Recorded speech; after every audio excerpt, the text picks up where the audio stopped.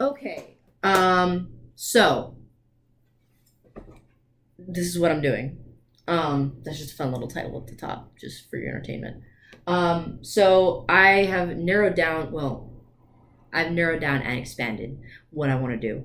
I've expanded it because I don't want to just talk about Italian organized crime or mafia activity. I would rather just focus on organized crime in general in America, but I've narrowed it down in that I would like to focus on this specific legal document, the RICO Act, which stands for the Racketeering, Influenced, and Corrupt Organizations Act.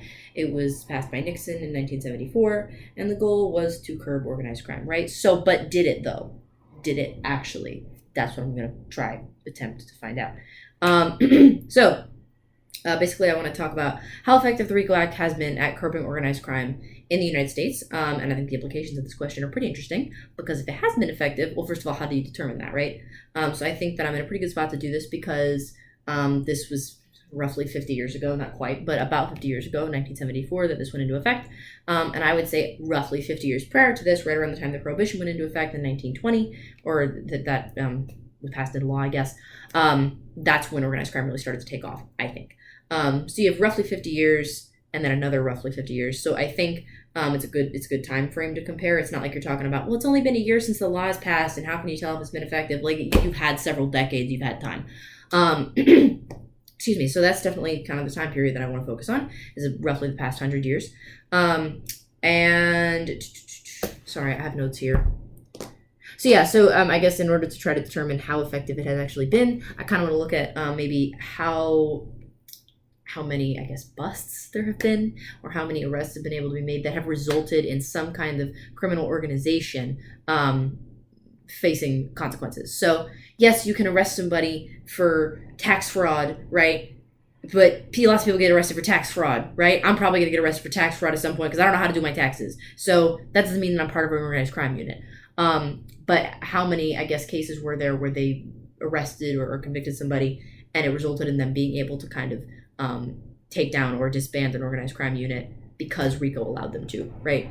How often did that happen, if at all? And were there maybe more, I guess, criminal organizations that were disbanded or that were taken down post-RICO as opposed to pre-RICO? Because prior to RICO, supposedly, what RICO did was that it allowed law enforcement to, when they would arrest an individual for a crime, if they could meet a certain number of requirements, they could also use that as fuel to kind of start wiretapping and things like that in an effort to disband a criminal organization. So the requirements they had to meet, there's a list of crimes that I'm going to go over in this project, but basically they had to, what the FBI or what law enforcement had to do was to prove a pattern of racketeering and a relation of the crime to an enterprise. And this case that they were making had to include 2 enumerated crimes that took place within 10 years of each other by the same individual. That was the standards they had to meet in order to utilize RICO to prosecute organizations instead of just an individual. So prior to RICO, individual crimes could be prosecuted, but not organizations themselves. So if you can prosecute an organization, a judge can require a racketeer to sell their holdings, to pay back earnings, to divest a corporation, and they can also establish restrictions on any future investments. So, you'd think, oh, this is great. This is so great because now they can disband these criminal organizations and force them to, suffer the consequences and whatever. But did it work though, is the question. Was it effective? Because organized crime is still around today. There's still criminal organizations that are active today. There was a shooting in broad daylight a couple of years ago. This big, head of a family was just shot in broad daylight in the street. And everybody was just like, yeah, that happens all the time. Like that, not that specifically, but like, yeah, that's still going on, right? And everybody was like, what do you mean that's still going on? That's like from the 50s, So anyway, so was it actually effective is the question. And I think the implications are interesting because if it's not, if I look at this and what I find kind of points to it not really being that effective or not really doing a whole lot to change how quickly we're able to take down these criminal organizations, then that will kind of mean that potentially we gave up some of our personal freedoms or compromise some of them unwillingly for basically nothing because RICO sort of surpasses a lot of those rights that you have as an individual when it comes to like due process and everything in order to, I guess, secure public safety. So if RICO worked and it's great and they're taking down organizations left and right, then maybe you can be like, well, okay, it was worth it, right? it's affected us more positively than it has negatively. But if it's not been very effective, well, then what the hell? Does that mean that we just compromised some of our civil liberties or our personal liberties for basically nothing? So anyway, hashtag worse than Watergate. I'm kidding. But anyway, so that's kind of what I want to look at, and I think it has some interesting implications there. Excuse me. The other thing too is that the definition of organized crime that I've pulled from one of my sources here, which I thought was a very accurate definition, he basically said that in order for a criminal to be part of an organized crime unit, it has to be an organization whose interest in illegal economic power and profit corrupts our legitimate political and economic processes.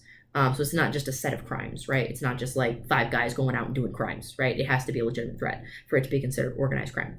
5 guys going out and doing crimes. Anyway, so I don't remember where I was going with that. But yeah, so I kind of want to look at how effective it was, if it was effective at all, and if it was ineffective, then I might fall into a depression, because that means that we gave up our civil liberties for nothing.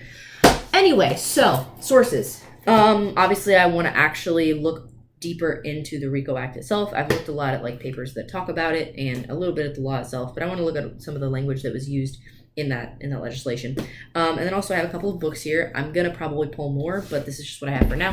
This talks about the mafia and politics, because as I said before, a criminal organization, if it affects our legitimate political processes, it can be considered an organized crime unit, such as the mafia. So this kind of goes over some of the bigger cases and how there were criminal organizations that kind of were interwoven into our political processes.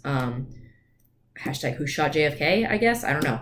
But that was published in 1962, and I know that's very, very old, but because it was right in the thick of all of this stuff happening, I feel like it's a pretty valuable source. I think if you can get a source that was written right around the time something was happening, it's a bit more of an accurate perspective because they're living it, right? So, if somebody writes a book in 2021 about organized crime in the 30s, well, who cares? Who cares? Who hasn't done that?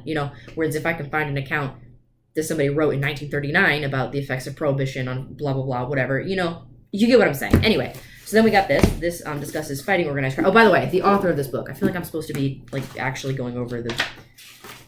So the title is The Mafia and Politics. Michel Pantaleone wrote it, and it was published in 1962. This was published in the mid-90s. I believe it was 95. It's titled Fighting Organized Crime by Mary M. Stolberg. It talks about politics and justice in relation to organized crime, which I know sounds vague. It goes over some of the bigger cases and sort of talks about the process of fighting organized crime over the years. So I think that'll be interesting, because I think she does go a little bit into how it's changed, how our process of fighting organized crime has been altered over the last several years. Like I said, that was in the mid-90s. This was published in 1984. I love this book so far. It is just called Organized Crime by Robert P. Rhodes. And this... I'm enjoying it a whole lot. And this was published in 1984, so it was exactly 10 years after RICO went into effect, so I feel like it could be very valuable because it's long enough, I feel like, to probably kind of see, okay, how effective has RICO been? It's not just been a year or two, it's been 10 years. We should be making some progress by now. But it's also old enough and close enough to when it was put into effect that it's not like, okay, well, RICO was passed 50 years ago and times have changed kind of a thing, right? I'm sorry, I know this is going really long. But so those are some of the sources I want to use. Obviously, I want to look at the law itself as well. And I want to kind of just analyze how effective RICO has been really at stopping or curbing or disbanding organized crime. So yeah, so that's everything. I'm sorry, this is a really long video. We got 2 weeks, so I'm jazzed. I'm jazzed about this, truly.